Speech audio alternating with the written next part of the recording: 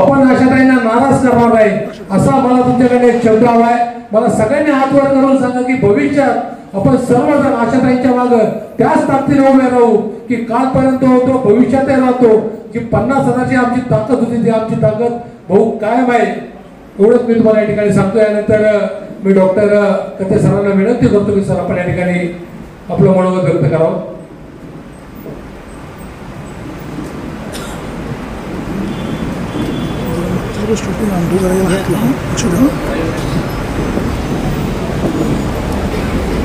नमस्कार। आज मोदीजींचे 11 वर्ष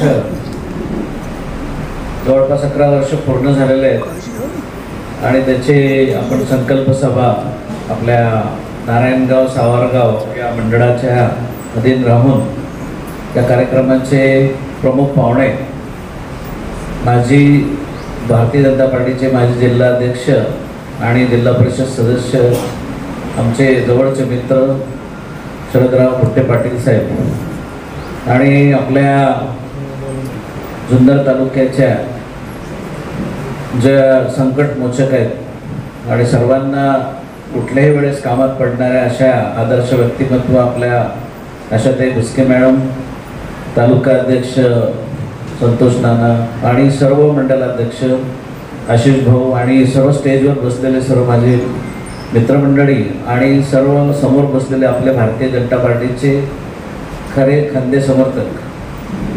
आज हा खूप महत्त्वाचा विषय आहे। आता याच्यावर बोलण्यासारखं खूप आहे, म्हणजे आपण एका मिनिटामध्ये एक पॉइंट जरी केला तरी आपल्याला 2 तास सुद्धा पुरणार नाही। तर मला 5च मिनिटं दिलेले आहेत बोलायला याच्यावर। मोदी ॲट 9च्या वेळेस आपण नारायणगावला खूप मोठा कार्यक्रम ताईंच्या माध्यमातून आपण घेतला होता। आज फक्त मी तुम्हाला सांगेल की 11 वर्षामध्ये आपलं जे रिपोर्ट कार्ड आहे मोदी साहेबांचं त्याची चर्चा खूप कमी होते आपल्या एरियामध्ये। तर डिस्कशन व्हायला पाहिजे।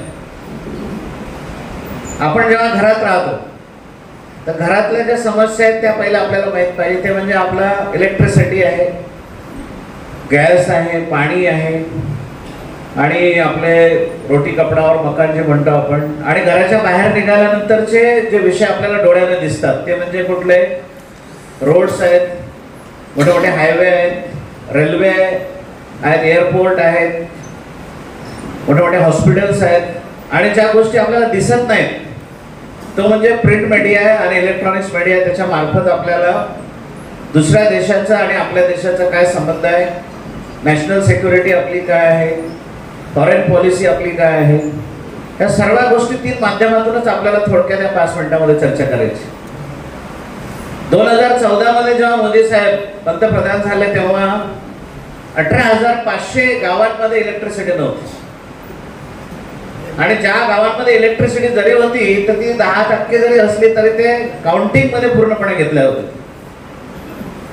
आणि मोदी साहेबांनी तेव्हा प्रण केलं होतं की आपण 1000 दिवसामध्येच या सर्व गावांमध्ये इलेक्ट्रिसिटी पोहोचू आणि त्यांनी जास्तीत जास्त 600 ते 700 दिवसामध्येच या सर्व गावांमध्ये इलेक्ट्रिसिटी पोहोचली आणि सर्वांना तिथं प्रकाश त्या गावामध्ये पडला।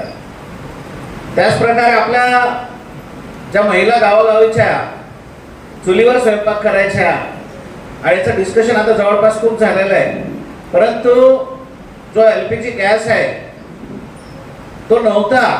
सर्व खेड्यापाड्यातल्या महिला त्या चुलीवर स्वयंपाक करतात, लाकडं आणायची आणि त्याच्यातून आपला स्वयंपाक करायचा। हे फार कठीण काम होतं। सर्वात महत्त्वाचं काम त्यांनी याची सुद्धा अशा योजना आणल्या, त्याच्यामध्ये डिस्काउंट्स दिले, खूप कमी रेटमध्ये आपल्याला ते गॅस आपल्याला अवेलेबल झाला। त्याचसोबत पाण्याची समस्या अशी होती की फक्त 13% टॅप वॉटर्स आपल्या भारतामध्ये होतं, 13% ओनली।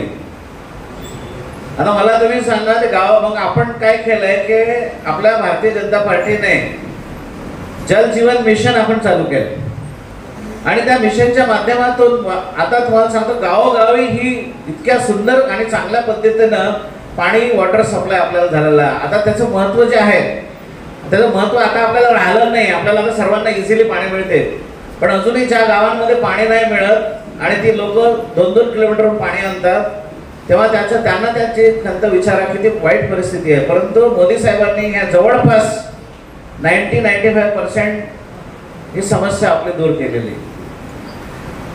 बाहेर गेल्यानंतर आता तुम्ही सांगा, नारायणगावमध्येच राहतो मी, तर मला असं वाटतंय की मी खूप मोठ्या सिटीमध्ये राहतो.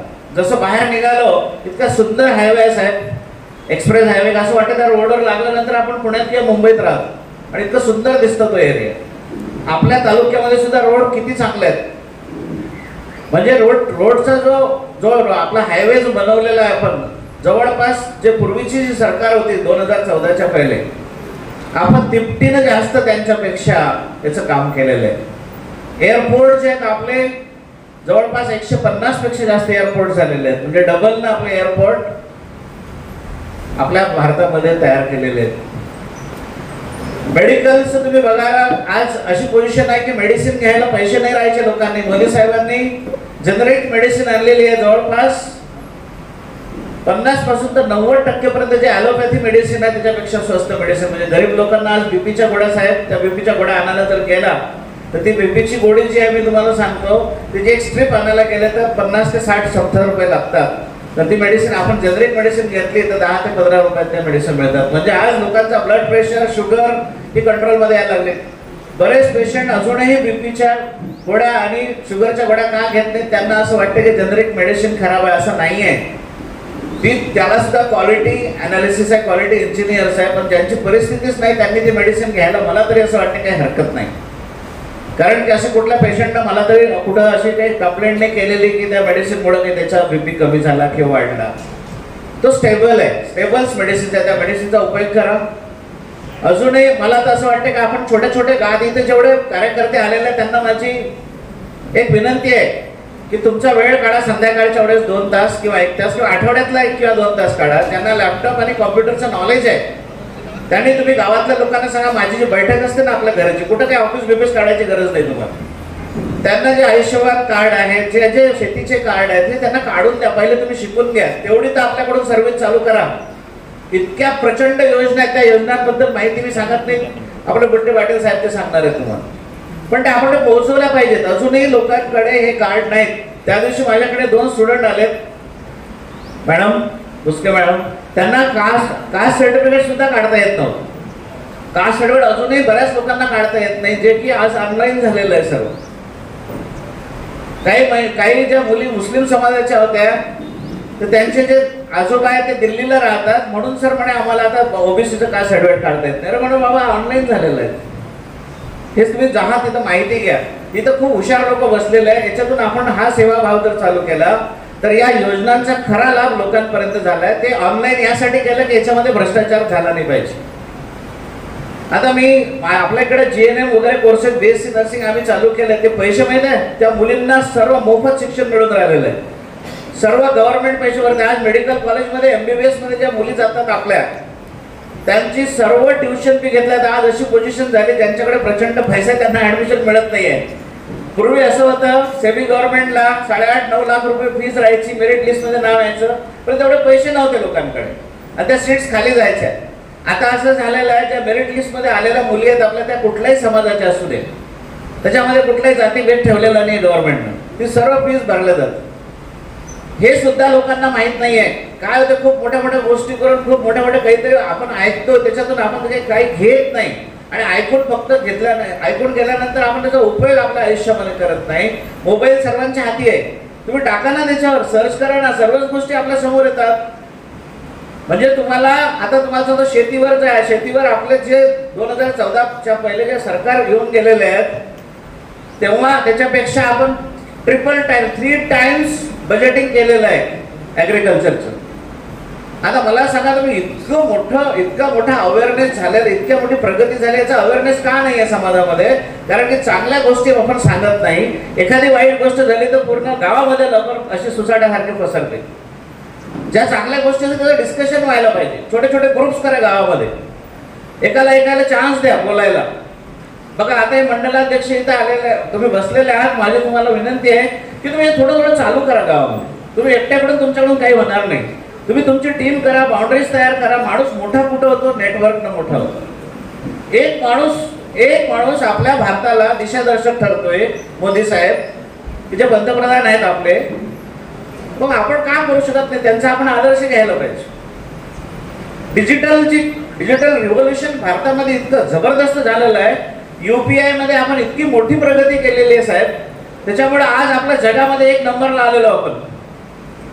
आणि आता आपण मागच्या 2023ला आपण असं भाषण दिलं होतं की तेव्हा आपल्याला वाटलं होतं की 7 वर्षानंतर आपला 4था नंबर लागेल. आपला नंबर याच वर्षी 4थ्या नंबरवर आला होता.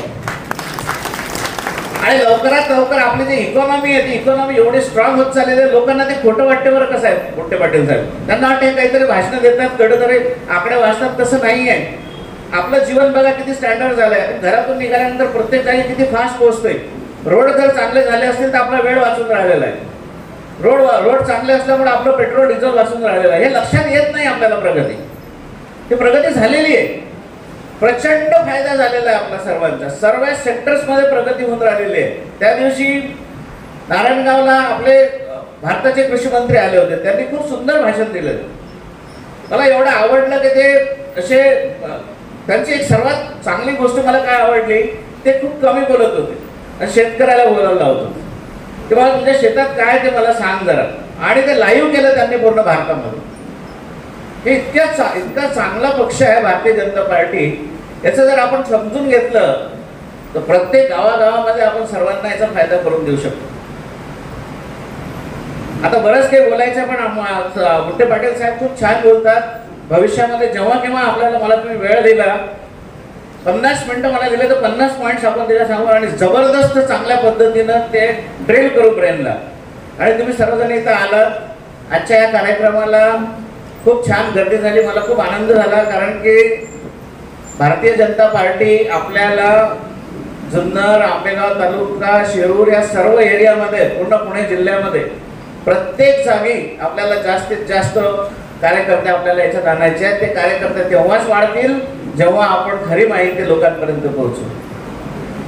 आजचा कार्यक्रम खूप सुंदर राबवलेला. आशिष भाऊनं खूप मेहनत घेतली. पुस्के मॅडम, आपल्या खैरे साहेब, गणेश भाऊ ज्यांचं नाव राहून गेलं माझ्याकडून घ्यायचं, जे फार आता युवकांना घेऊन चालणार आहेत आपल्या भारतीय जनता पार्टीमध्ये. आणि तुम्ही मला बोलायला चान्स दिला त्याबद्दल धन्यवाद. Thank you very much.